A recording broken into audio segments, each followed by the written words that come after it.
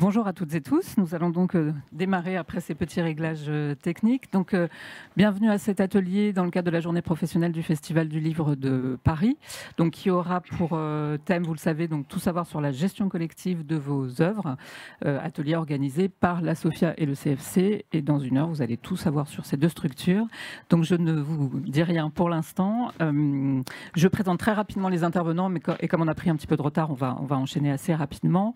Je vais commencer donc par Laura Boulet, directrice générale gérante du CFC, du Centre français d'exploitation du droit de copie. Katia Labelle, directrice du département enseignement et formation du CFC. Guillaume Montégudet, membre du directoire du MEN6 et en charge du département éducation et formation, si je ne me trompe pas. Parfait, voilà. Florence-Marie Piriou, secrétaire générale de la SOFIA, et Geoffroy Pelletier, directeur général de la SOFIA. Donc voilà, avec toutes ces personnes, vous allez ressortir de la salle en ayant une connaissance parfaite de ce qu'est la gestion collective et ce qu'elle peut apporter aux auteurs et aux éditeurs. Donc je vais commencer par passer la parole aux directeurs généraux de ces deux structures qui vont vous donner les grandes lignes de ce qu'est la SOFIA et le CFC. Je crois que c'était toi, Laura, qui démarrait. Bonjour à tous, merci beaucoup. Alors effectivement, si vous êtes là, c'est que le mot gestion collective ne vous a pas rebuté et que vous avez certainement eu envie d'en savoir plus.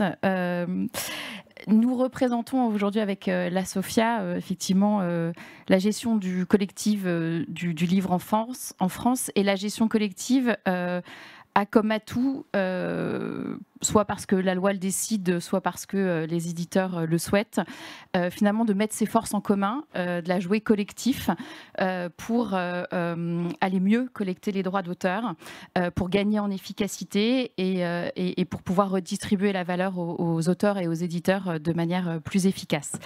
Le CFC, il existe depuis 1983, c'est le Centre français de la copie, et il a pour objectif de gérer les droits d'auteur des auteurs et des éditeurs de la presse et du livre. Alors, je dis un mot de la presse, parce que ce n'est pas ce qui nous intéresse aujourd'hui, mais voilà, nous gérons les droits de la presse, c'est-à-dire qu'à chaque fois qu'il y a une copie papier ou une copie numérique en France de la presse, essentiellement dans un univers professionnel par les entreprises et les administrations, le CFC intervient pour collecter les droits d'auteur. Et le CFC gère également la copie privée numérique de la presse.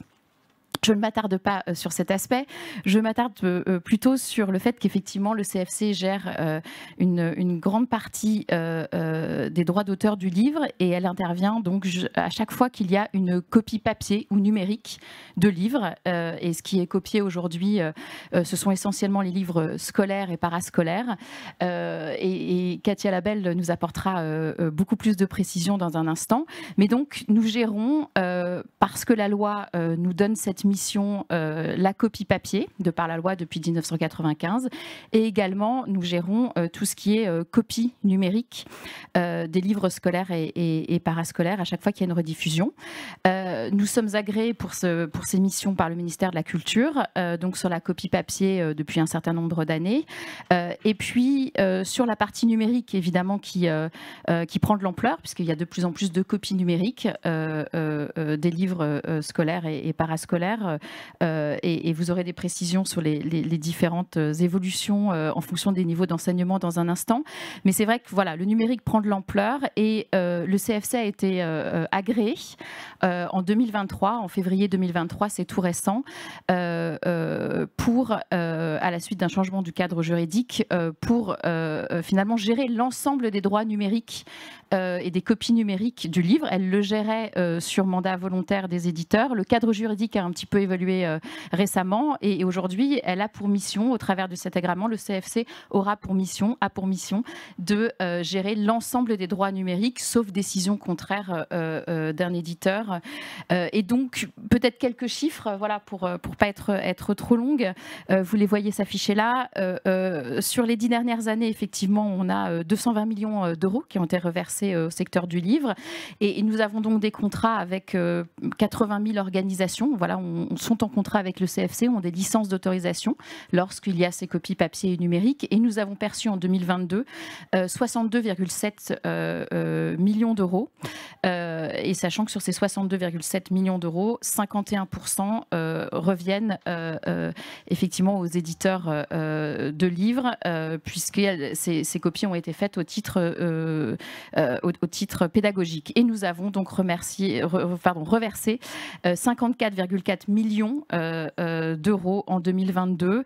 Vous le voyez, à 4000 éditeurs français, et donc derrière à tous les auteurs qui sont dans l'écosystème, ce qui correspond à 54 700 œuvres françaises, c'est-à-dire un très très grand nombre. Voilà, vous le voyez, on couvre un très très large périmètre. Et puis voilà, pour terminer, peut-être dire qu'effectivement nous avons toute une action de soutien à différentes actions culturelles, et qu'on a eu le plaisir de reverser 1,5 million d'euros à 98 actions culturelles, 98 projets culturels dans le secteur, avec, vous le voyez là, des actions qui ont pour mission de favoriser la lecture, l'éducation aux médias, la professionnalisation des métiers de tous les acteurs de l'écrit. Donc voilà pour cette brève présentation du CFC, et dans un instant, vous aurez quelques précisions complémentaires sur notre action sur la partie pédagogique. Merci beaucoup Laura. Donc voilà pour le CFC, qu'en est-il de la SOFIA ? Merci, bonjour à toutes et à tous. Moi, je ne suis pas du tout surpris que vous soyez là, parce que je ne vois pas comment le terme de gestion collective peut rebuter qui que ce soit. C'est un sujet évidemment formidable. La SOFIA et le CFC sont totalement complémentaires. Moi, c'est vraiment un point sur lequel je veux insister. Ils sont complémentaires, mais donc c'est important de bien connaître les spécificités et les particularités des deux, et la complémentarité des deux organismes. La SOFIA est également évidemment un organisme de gestion collective, avec deux particularités. La première, c'est qu'on est exclusivement et uniquement dédié au secteur du livre. Toutes les catégories de livres, littérature générale, bande dessinée, jeunesse, scolaire, parascolaire, etc. Et la deuxième spécificité, c'est qu'on est administré, géré à parité totalement par les auteurs et les éditeurs du livre, depuis l'Assemblée générale jusqu'au conseil d'administration, et même la co-gérance, puisque tous les 2 ans, la présidence échoue soit au collège auteur, soit au collège éditeur. Et là, la SOFIA a été créée comme ça dès le départ, et je pense que c'est pour nous et pour le livre un atout d'être ensemble, auteurs et éditeurs, sur un grand nombre de sujets. On perçoit et on redistribue 3 grandes catégories de livres. Le droit de prêt en bibliothèque, c'est la loi du 18 juin 2003, on y reviendra tout à l'heure plus précisément. La copie privée la copie privée numérique du livre, depuis donc loi du 17 juillet 2001, qui a étendu au secteur du texte et de l'image la copie privée numérique, qui avant était uniquement sonore et audiovisuelle. Et puis l'exploitation numérique des livres indisponibles, ça c'est une loi plus récente du 1er mars 2012, que vous connaissez peut-être sous la terminologie du dispositif Relire, qui a permis de numériser et de rendre à nouveau disponible un corpus d'aujourd'hui, je crois, 100 000 titres qui étaient encore sous droit, mais qui étaient indisponibles commercialement. Alors, on est évidemment agréé par le ministère de la Culture, sinon on ne pourrait pas faire tout ça. Pour le droit de prêt, depuis 2005, et tous les 5 ans, on a un nouvel agrément. Ça veut dire qu'on ne fait pas trop mal les choses. Et puis, depuis 2013, pour l'exploitation numérique des livres indisponibles du XXe siècle. Comme le CFC, on développe aussi, à côté de la gestion collective, un certain nombre d'actions particulières. D'abord une action culturelle grâce à la copie privée et au fait d'attribuer 25% des sommes de la copie privée à un certain nombre d'actions et de manifestations dans le domaine du livre. Une action sociale spécifique qui a trait au droit de prêt, puisqu'une partie des sommes du droit de prêt sont utilisés pour financer une partie de la contribution et les cotisations des auteurs du livre à leur régime de retraite complémentaire.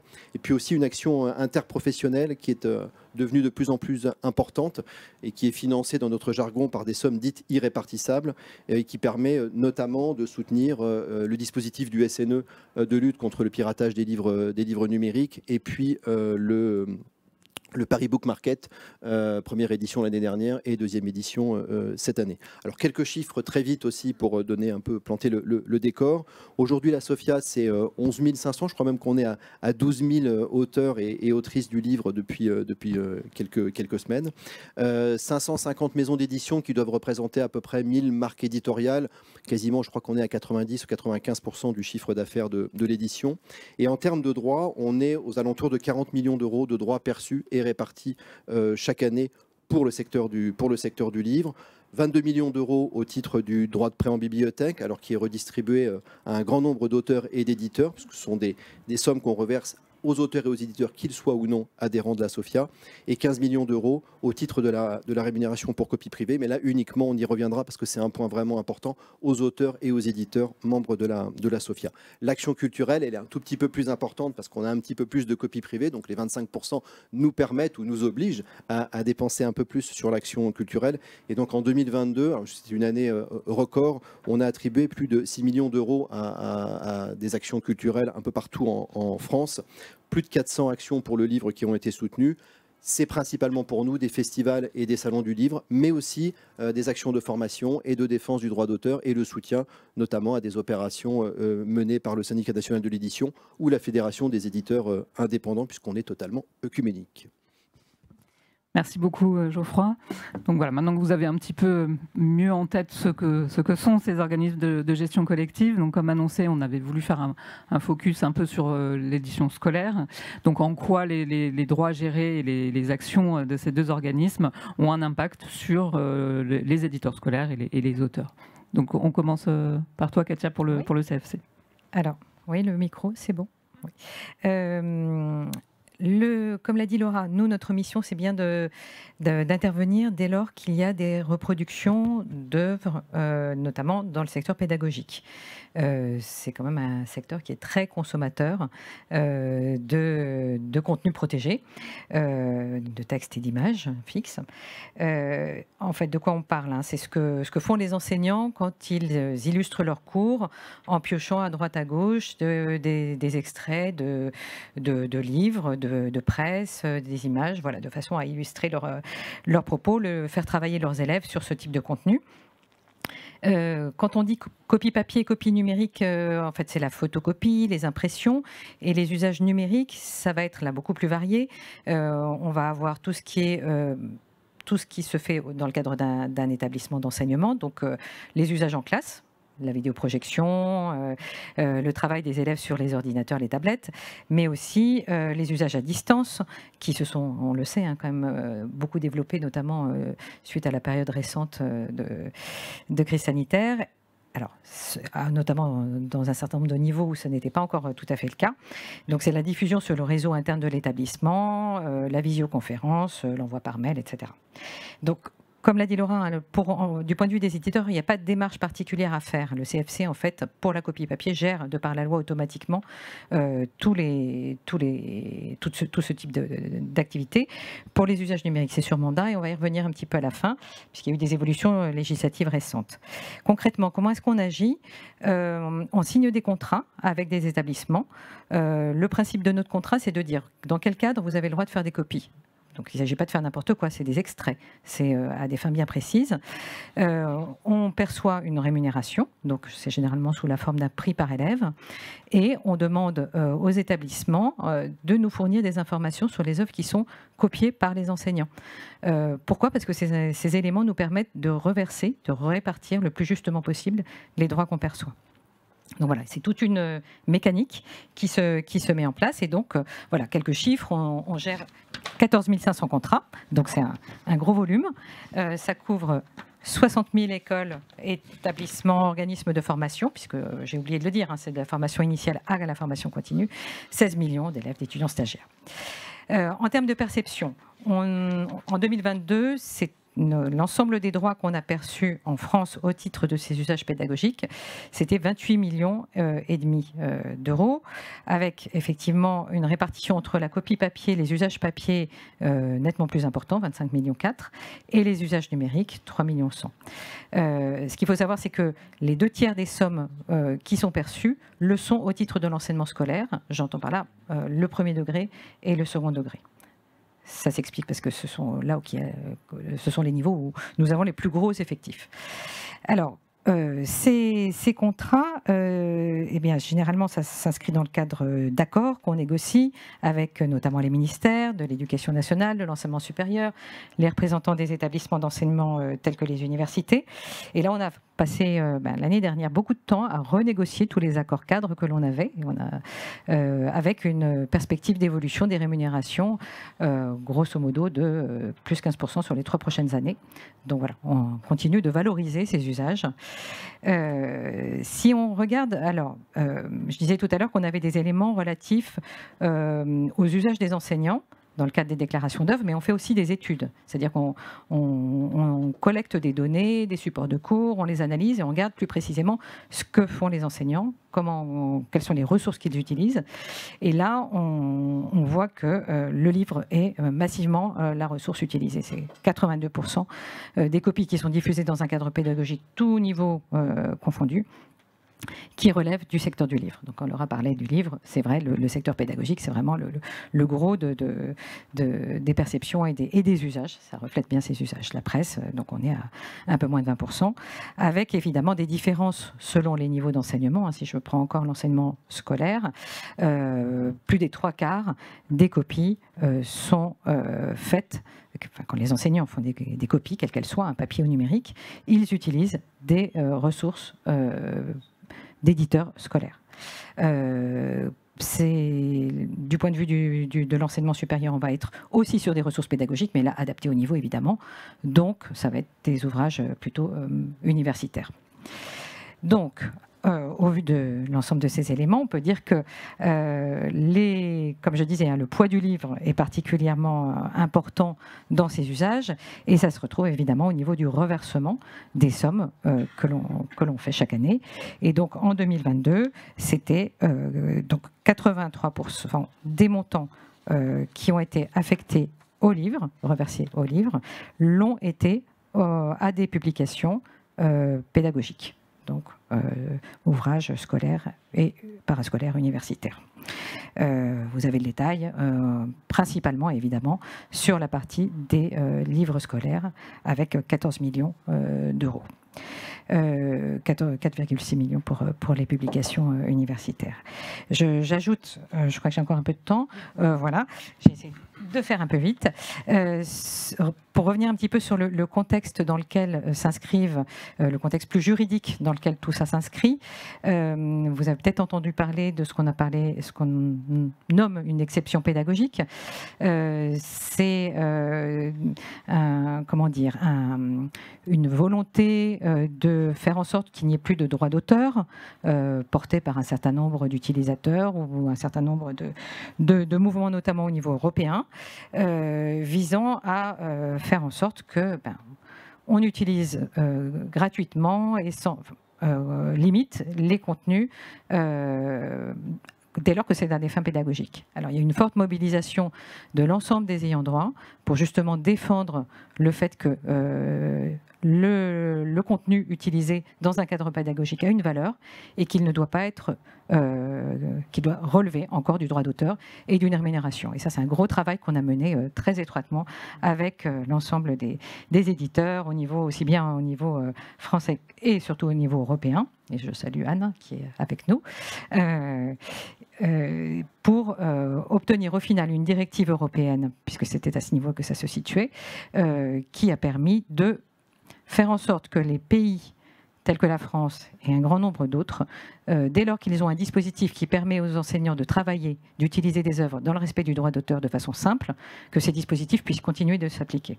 Et c'est ce qu'on a pu obtenir grâce à tous ces engagements au niveau européen. Le CFC est présent dans les instances il existe une association qui rassemble l'ensemble des sociétés de gestion collective de nos secteurs, qui nous rassemble tous et qui est un vrai lieu d'échange et de levier et de vigilance sur la défense du droit d'auteur qui est régulièrement quand même mise à mal. Voilà ce que je peux dire sur les questions internationales. Juste, pour terminer, cette directive a été transposée en droit français. Ça n'a pas été simple non plus. Mais donc voilà, j'attire votre attention sur le fait que rien n'est jamais acquis. Hein, on pose des jalons, on continue. Mais cette question de la défense du droit d'auteur, le fait de pouvoir le faire collectivement, de le faire avec toute l'interprofession concernée, est quelque chose de tout à fait essentiel pour préserver les droits des créateurs et faire en sorte qu'il n'y ait pas de suppression de tous ces dispositifs qui financent et qui contribuent à notamment la création de toute une série de contenus. Voilà. Garantir la diversité et la qualité des contenus créés par les éditeurs et les auteurs. Je précise juste, pardon pour la captation, que Anne, il s'agissait donc de Anne Bergman, qui est la directrice de la Fédération européenne des éditeurs et qui était présente dans la salle. Voilà. Merci beaucoup donc Katia. Donc si le lien avec l'édition scolaire effectivement semble évident quand on évoque les droits gérés par le CFC, peut-être que ça peut sembler moins évident par rapport aux droits gérés par la SOFIA. Et pourtant, vous êtes également concernés par deux types de droits essentiellement que vous allez nous présenter maintenant. C'est Geoffroy qui commence sur le droit de prêt. Donc je crois. On s'est partagé la tâche avec Florence Marie. Oui, il y a deux dispositifs, deux catégories de droits qui vous concernent plus en tant qu'éditeur scolaire. La loi sur les livres indisponibles, je pense, vous concerne nettement moins, et puis on n'aura pas le temps de toute façon de tout aborder. Sur le droit de prêt, je vais d'ailleurs aller assez vite, puisque finalement vous êtes moins concerné que d'autres secteurs éditoriaux, ce qui est moins vrai pour la copie privée numérique. Pourquoi ? Parce que le dispositif du droit de prêt, alors qui apparaît à l'écran dans un graphique qu'on pourrait peut-être un tout petit peu moderniser, mais qui est juste, c'est un dispositif qui repose sur deux contributions. Une contribution des fournisseurs de livres et une contribution de l'État. La contribution de l'État, elle est simple, elle est basée sur le nombre d'usagers inscrits en bibliothèque de lecture publique ou en bibliothèque universitaire. On multiplie le nombre d'usagers inscrits par 1 euro ou 1,50 € et on obtient une dotation de l'État qui est versée et qui est aux alentours de 10 millions d'euros par an, puisque finalement les statistiques sont assez stables sur le nombre d'inscrits en bibliothèque, que ce soit en lecture publique ou en université. Il y a une deuxième contribution qui est, elle, calculée sur les achats de livres qui sont effectués par les bibliothèques, qui est collectée par les fournisseurs de livres et reversée par les fournisseurs de livres et qui correspond à 6% du prix public des livres qui sont achetés chaque année par les bibliothèques. Je ne parle que des livres imprimés. Le droit sur le droit de prêt en France ne s'applique qu'aux livres imprimés. L'ensemble de ces deux contributions sont ensuite réparties par la SOFIA auprès des auteurs et des éditeurs. La clé de répartition, elle est de 50-50 entre les auteurs et les éditeurs. Elle a été fixée par la loi et elle nous va très bien. Et cette clé de répartition, en fait, elle est ensuite calculée au prorata des exemplaires qui sont achetés par les bibliothèques de prêt chaque année. Donc plus un exemplaire est acheté, plus il donne lieu à rémunération au titre du prêt auprès des éditeurs et des auteurs de ces titres en question. Peu importe que le titre finalement ou que l'exemplaire soit réellement emprunté ou pas, c'est un droit de prêter qui a été acquis par la bibliothèque, donc on se fiche de savoir si ensuite il y a un prêt, 10 prêts, 100 prêts. Ça a permis aussi de limiter l'effet best-seller ou best prêt, je ne sais pas comment on dit, best renting sur les œuvres qui auraient capté l'intégralité ou une grande partie des droits. Cette répartition, elle peut se faire parce qu'en fait, on a les déclarations des fournisseurs de livres détaillées sur les titres et le nombre d'exemplaires qui ont été vendus aux bibliothèques. Et donc, c'est pour ça que, comme c'est fonction des achats des bibliothèques, les livres scolaires ne sont pas formidablement achetés par les bibliothèques. Alors peut-être que ça devrait changer. On ne tient pas compte, évidemment, puisque c'est un droit de prêter, on ne tient pas compte des achats des collectivités pour les écoles ou les collèges ou pour les lycées. Ce sont uniquement les titres qui sont achetés et qui restent éventuellement dans les CDI, donc en très peu d'exemplaires. Et j'imagine qu'en bibliothèque publique ou en bibliothèque universitaire, il y a très peu de manuels scolaires disponibles, peut-être dans certains enseignements de formation pour les enseignants. Donc on a un montant pour le scolaire que vous apercevez sur le graphique qui est quand même assez réduit pour ce qui est du droit de prêt. La grande majorité des livres qui sont achetés par les bibliothèques, c'est plutôt de la bande dessinée, c'est plutôt de la jeunesse et c'est plutôt du roman. Mais c'est un montant quand même qui est reversé, quel que soit, c'est ça tout l'intérêt de la gestion collective, c'est quel que soit le montant, il est reversé aux auteurs et aux éditeurs. Alors, donc ça, c'est la part uniquement éditeur. Je pense que l'année dernière, comme on a modifié les modalités, ça a dû être plus important et ça a probablement doublé pour l'ensemble des éditeurs comme pour les auteurs d'ailleurs.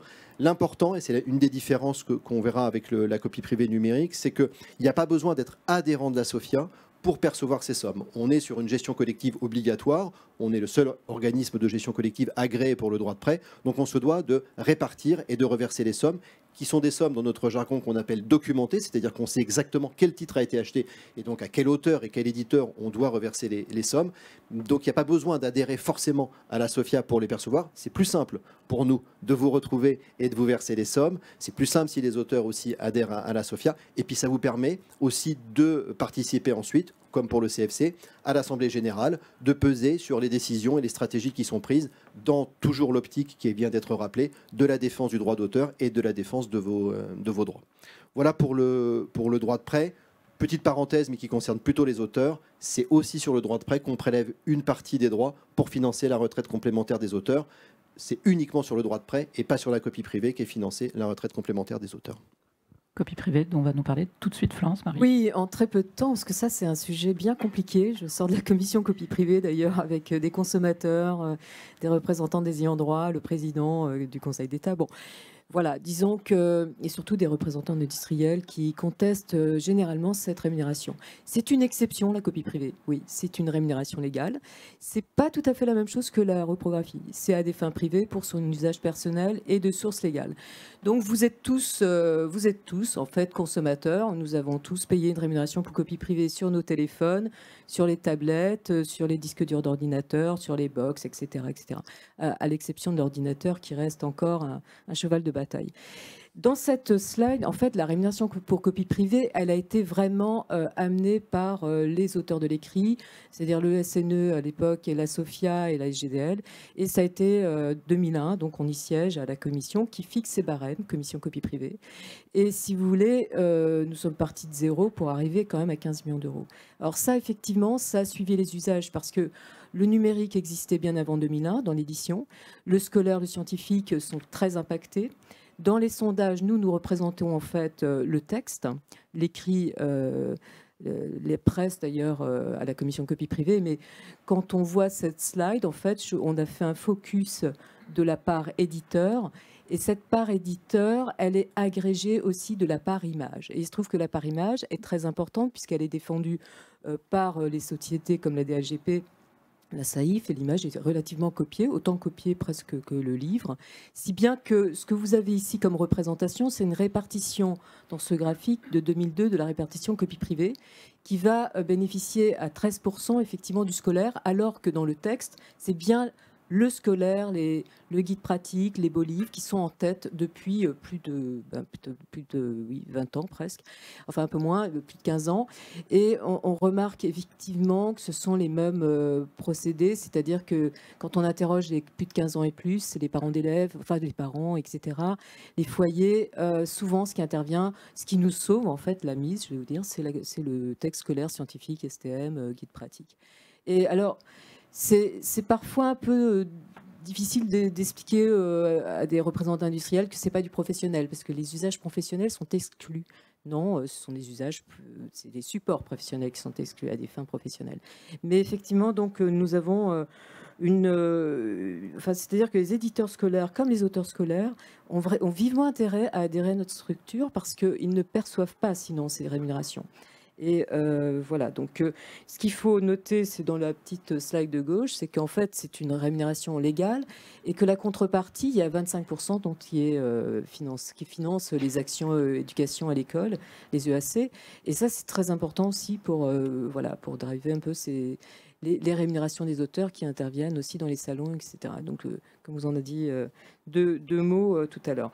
Voilà, donc toute cette information, elle est transparente. Il y a eu un rapport IGAC-IGF qui en a fait le détail.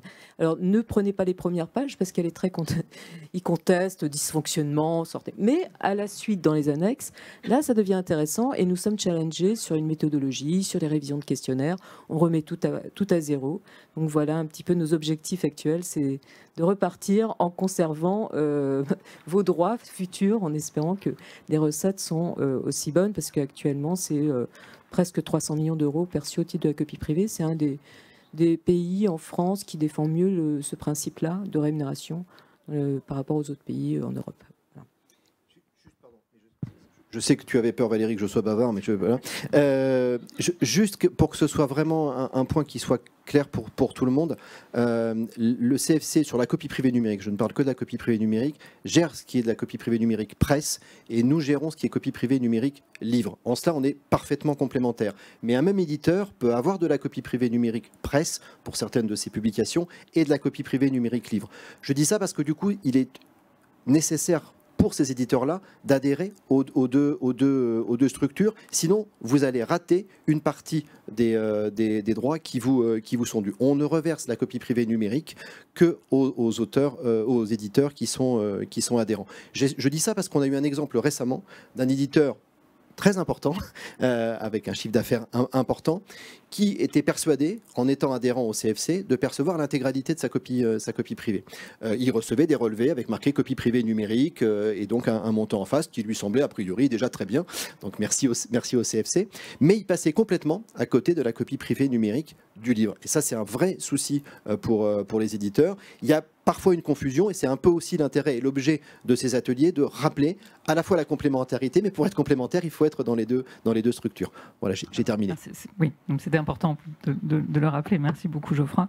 Donc vous l'aurez compris, il y a une mécanique des organismes de gestion collective qui est quand même très fine, très poussée, très complexe parfois aussi, mais qui fonctionne parfaitement bien.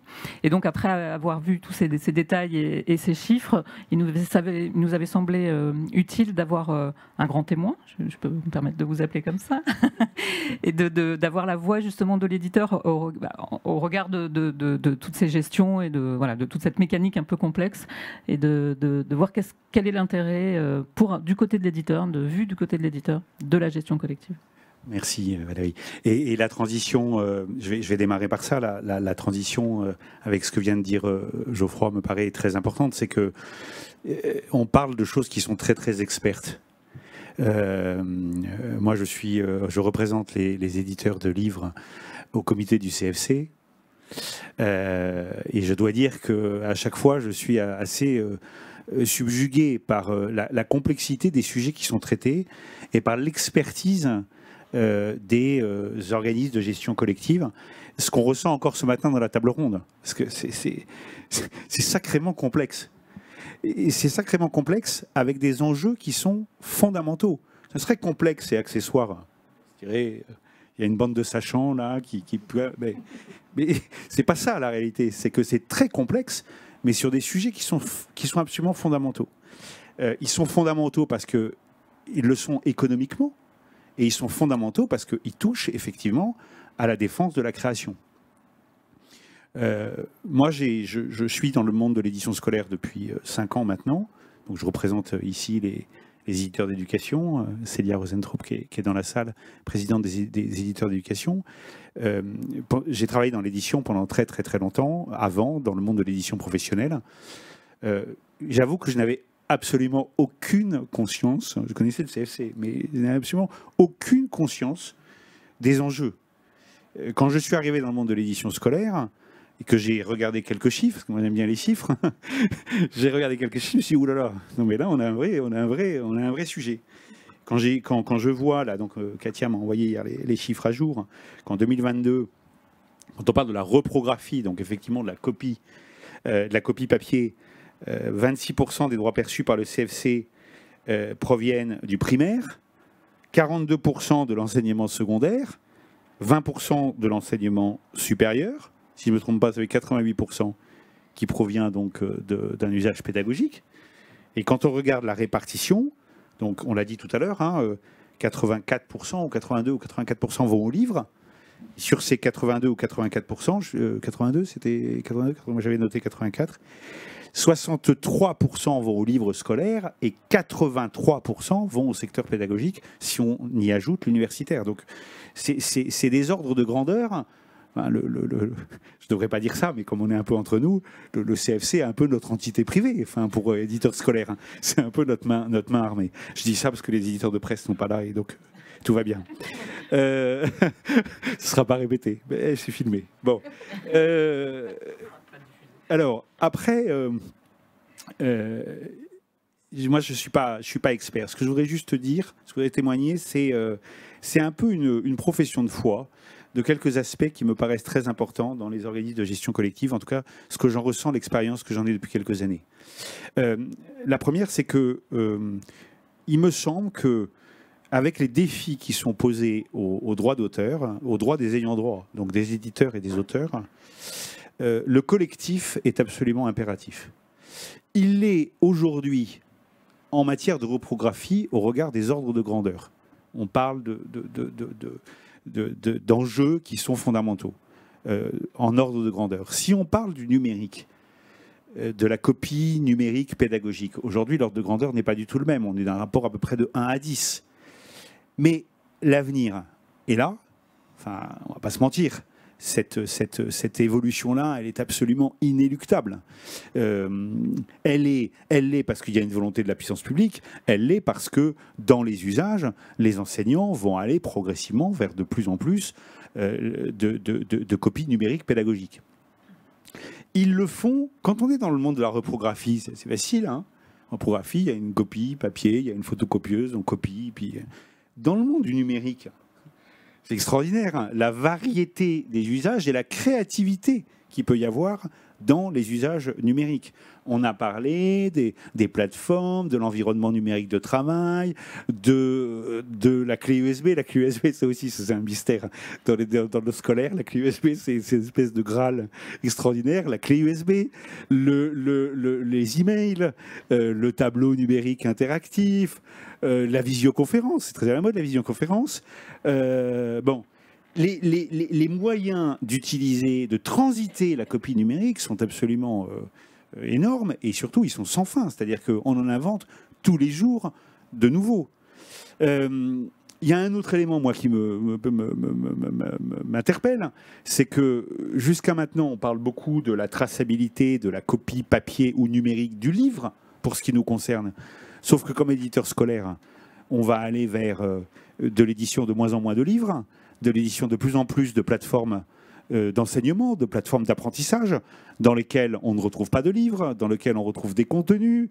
Là aussi, dans le scolaire, on parle de granules. C'est des choses que j'ai... Voilà, de granules. Donc, au début, quand on vous parle de granules, vous arrivez au scolaire, vous dites « Waouh, je suis quand même loin de mes bases, là. Hein ». Mais voilà, donc il y a des granules qui circulent, qui peuvent transiter. J'ai juste repris ça parce que j'adore. J'adore et surtout ça me permet de dire à quel point la gestion collective me paraît absolument fondamentale quand on commence à aller sur ces délires. J'ai repris, ça amusera une partie de la salle qui connaît parfaitement ces phrases, mais actuellement on est quand même soumis par les puissances publiques à des plateformes dans lesquelles on nous demande une liberté d'exploitation totale des contenus, passant par l'ajout, la modification, le découpage, le déplacement, le partage, le mélange des ressources éducatives numériques granulaires. Là, je retrouve mon repère, granulaire, dont les éditeurs auraient préalablement garanti les droits d'usage nécessaires à leur intégration dans le service de création de contenants manuels. Waouh! Découpage, modification, déplacement, partage, mélange et calque. Calque. C'est à la calque, on se dit, il y a un nouveau truc. Calque. Bon. Là, quand on voit ça, on se dit, essayons de rester bien protégés derrière nos livres et derrière nos bonnes habitudes. Et donc la copie papier, c'est très bien, mais en fait, ça ne va pas le faire. On va vers des nouveaux usages sur lesquels on est acteur, mais qui nous sont aussi largement imposés. Il faut qu'on s'y prépare. Et moi, je pense que la gestion collective, je pense vraiment que la gestion collective va nous aider à franchir cette haie qui est absolument essentielle comme éditeur scolaire pour nos business. Mais on ne va pas y arriver tout seul. Je ne vois pas comment en gestion individuelle on va arriver à gérer tout ça. On a des enjeux qui sont énormes donc, en tant qu'éditeur et en tant que dans la protection de nos auteurs par rapport à ces évolutions-là. On a besoin d'être ensemble. Il y a l'expertise de la gestion collective pour nous aider à réfléchir à ça. Ce qui m'amène, pour terminer, très, très rapidement, à dire que au travers de ces enjeux, à travers de ces défis, moi je retiens quand même 4 choses aussi dans le fonctionnement des organismes de gestion collective. La première, c'est que cette complexité qu'on ressent comme éditeur, elle est ressentie aussi par les utilisateurs. Les enseignants qui utilisent nos contenus, qui ont cette habitude, fâcheuse habitude de l'exploitation secondaire de nos contenus, mais c'est une réalité.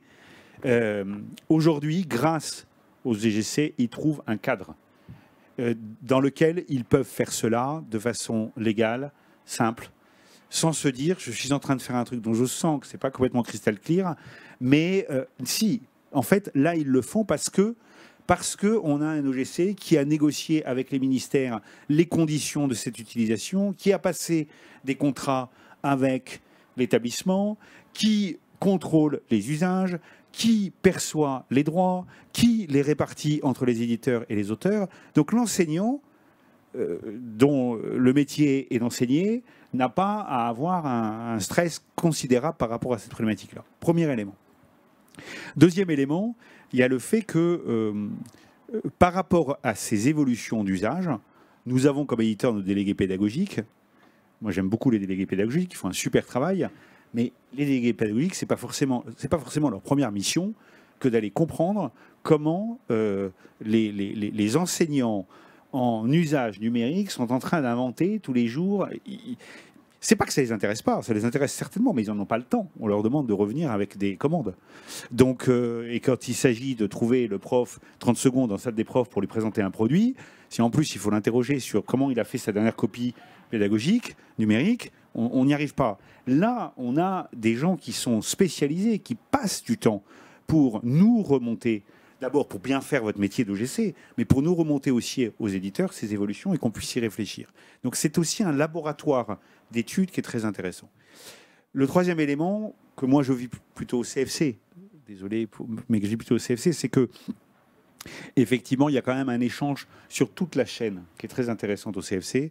C'est que le CFC étant auteur, éditeur de presse et éditeur de livres, on est amené à travailler ensemble sur des sujets qui, souvent, fondamentalement, sont communs. On est quand même sur les mêmes problématiques de la défense de la créativité, de la défense du droit d'auteur, au travers d'exploitation papier, au travers d'exploitation numérique, au travers de presse, au travers de livres, au travers peut-être demain de produits qui sont autres que le livre et la presse. Mais fondamentalement, on se retrouve sur des enjeux communs, et même ce qui est fait par un des secteurs peut inspirer l'autre. Et donc ça, c'est très précieux, cette discussion qu'il peut y avoir. Il n'y a pas beaucoup, en fait, d'instances où on ne se regarde pas beaucoup en chien de faïence. Au CFC, on ne se regarde pas en chien de faïence. Donc ça, c'est très intéressant. Et puis, le quatrième élément, c'est le plus évident, il a été dit, mais je le redis, c'est que c'est vrai que dans la défense de la chaîne de la création, de la chaîne du livre, les OGC ont un rôle essentiel. On a parlé des attaques permanentes qu'il peut y avoir sur la création, sur le droit d'auteur. C'est une menace qui est permanente, qui est assez incompréhensible pour toute personne rationnelle. Donc moi, je ne me l'explique pas parce que, évidemment, si un jour, il n'y a plus la rémunération, la juste rémunération de la création, il n'y aura plus de création. Ça paraît tellement évident, j'ai l'impression d'être en primaire quand je dis ça, que du coup, c'est incompréhensible quand on nous envoie des arguments contraires, que je ne trouve pas très pertinents. La force collective des OGC pour aller négocier, pour se battre, pour toujours rappeler, et aux utilisateurs d'un côté, c'est de la pédagogie, et à la puissance publique de l'autre, c'est de la négo, à quel point c'est important, c'est fait, ça a été encore fait récemment, quand il s'est agi de renégocier les droits, hein, les montants accordés par les ministères sur les usages pédagogiques.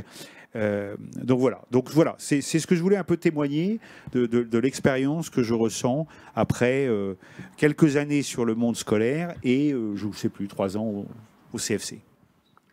Merci beaucoup Guillaume, pour ces mots et pour une synthèse justement de l'intérêt. Je pense que maintenant, il n'y a plus aucun doute pour personne dans la salle sur l'intérêt que peut représenter la gestion collective pour les éditeurs. Et j'en profite pour les auteurs aussi de signaler la présence de Cécile Deniard, la présidente de la SOFIA, traductrice. Voilà. Donc, nous n'oublions pas les auteurs également.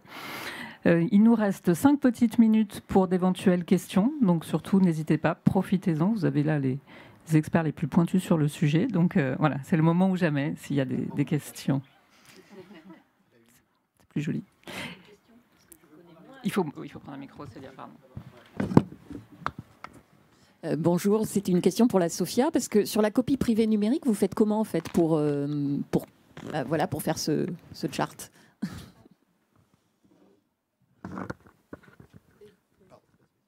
Eh bien, on fait des sondages, en fait. Ça résulte de sondages. Chaque année, Médiamétrie interroge un panel de personnes sur Internet et on a à peu près des réponses sur images et texte. Et donc, toutes les catégories éditoriales sont rassemblées pour le texte, tous les items de l'image également. Et c'est ce qui ressort qu'on a 22% à peu près de moyenne sur 10 ans, j'ai vu pour l'édition scolaire. Après, c'est les STM, les beaux livres. Et voilà. Mais ce que je disais tout à l'heure, c'est que le graphique, il représente une répartition et non pas les pourcentages de copies. Après, il y a des règles de répartition. Je laisse la réponse. Non, mais les règles de répartition, elles sont basées sur les usages de copies. Donc, c'est vraiment le résultat des copies et du taux de copies par secteur éditorial dont résultent ces graphiques. Je peux me permettre juste sur... Il y a trois petits points sur lesquels je voudrais vraiment appuyer. Tout ce que vous avez dit est juste. J'en retiens deux et un troisième. Les organismes de gestion collective sont vraiment un des rares lieux où auteurs, éditeurs, et par le droit de prêt, j'y ajouterais libraires, bibliothécaires, et par l'action culturelle, festival, c'est-à-dire quasiment l'ensemble du secteur du livre pour ce qui nous concerne, et pour ce qui concerne le CFC, même la presse, peuvent se réunir, peuvent parler de sujets communs, sans se regarder en chien de faïence, qui est des fois le moins pire, parce que des fois c'est un peu plus violent que se regarder simplement en chien de faïence. Mais c'est vrai que ce sont des lieux vraiment qu'il faut, ne serait-ce que pour ça, préserver, parce qu'encore une fois, ensemble, surtout ayant droit auteurs et éditeurs, on est plus fort. Le deuxième point, c'est que vraiment, le rôle des organismes de gestion collective, et ça faut vraiment qu'on le redise à chaque fois, c'est de dire oui aux usages. C'est pas d'interdire des usages, c'est de les rendre plus simples pour l'utilisateur et de faire en sorte que l'utilisateur puisse être à l'aise parce qu'il sait qu'il respectera le droit d'auteur dans les usages qu'il fera des œuvres des uns et des autres. Vous l'avez très bien dit, donc je ne le redirai pas mieux, mais je veux dire que c'était un point important. On n'est pas là pour interdire. L'exception, c'est pas mieux qu'une gestion collective. La gestion collective, ça permet l'usage, mais ça l'encadre pour que personne ne soit lésé. Et puis, dernier point, j'ai appris qu'on pouvait donc décalquer des granules, et ça, franchement, ça suffit à mon plaisir de la journée. Il faut demander aux éditeurs scolaires s'ils ont compris de quoi on parle. Tout à fait, je confirme. J'avais lu la même phrase. Oui. Il y a quelques pages. Est-ce qu'il y aurait une autre question? Non. Alors nous allons pouvoir conclure. Un grand merci aux intervenants, parce que je tiens à signaler qu'ils ont strictement respecté leur temps de parole chacun, donc bravo et merci. Donc n'hésitez pas à aller consulter évidemment les sites internet des deux organismes de gestion collective, celui des éditeurs d'éducation aussi, donc l'association qui fédère l'action collective des éditeurs scolaires français, qui relaie parfois les informations des OGC, et si vous avez des questions, nous pouvons également vous répondre après la table. Voilà. Merci à tous.